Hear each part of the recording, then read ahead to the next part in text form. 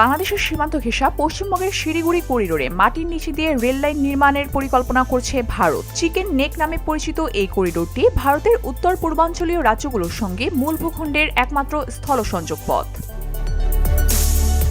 গত সোমবার ভারতের কেন্দ্রীয় রেলমন্ত্রী অশ্বিনী বৈষ্ণব এই পরিকল্পনার কথা জানান। শিলিগুড়ি করিডোরের সঙ্গে বাংলাদেশের পাশাপাশি নেপাল ও ভুটানের সীমান্ত রয়েছে।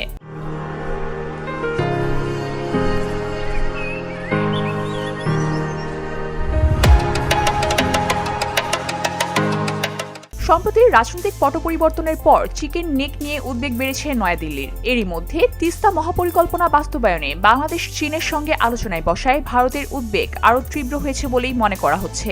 রেল মন্ত্রণালয়ের বাজেটে নতুন বরাদ্দের প্রসঙ্গে এক ভিডিও কনফারেন্সে অশ্বিনী বৈষ্ণব বলেন, উত্তর পূর্বাঞ্চলকে দেশের বাকি অংশের সঙ্গে যুক্ত করা 40 কিলোমিটার দীর্ঘ করিডোর নিয়ে বিশেষ পরিকল্পনা রয়েছে। পরিকল্পনা অনুযায়ী মাটির নিচে রেল লাইন বসানো হবে এবং বিদ্যমান লাইন 4 লাইনে উন্নীত করা হবে। North east frontier railway general manager Chetan Kumar Srivastava জানান, ভূগর্ভস্থ রেল লাইনটি পশ্চিমবঙ্গের রাঙ্গাপানি স্টেশন থেকে 3 মিল হাট পর্যন্ত নির্মিত হবে, যা নিরাপত্তার দিক থেকেও গুরুত্বপূর্ণ।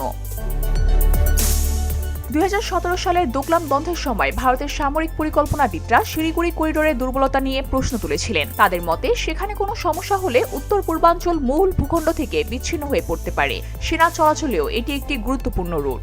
সম্ভাব্য সংকটে যোগাযোগ বিঘ্ন এড়াতেই রেল লাইন মাটির নিচে নেওয়ার পরিকল্পনা করছে নয়াদিল্লি। এই বিষয়ে বাংলাদেশের পক্ষ থেকে এখনো কোনো আনুষ্ঠানিক প্রতিক্রিয়া পাওয়া যায়নি। তবে কূটনৈতিক সূত্রগুলো বলছে, সীমান্ত সংলগ্ন এলাকায় ভারতের বড় অবকাঠামো ও কৌশলগত প্রকল্প ঢাকা পর্যবেক্ষণ করছে এবং বিষয়টি আঞ্চলিক নিরাপত্তা প্রেক্ষাপটে গুরুত্ব সহকারে দেখা হচ্ছে। VOD Bangla news desk.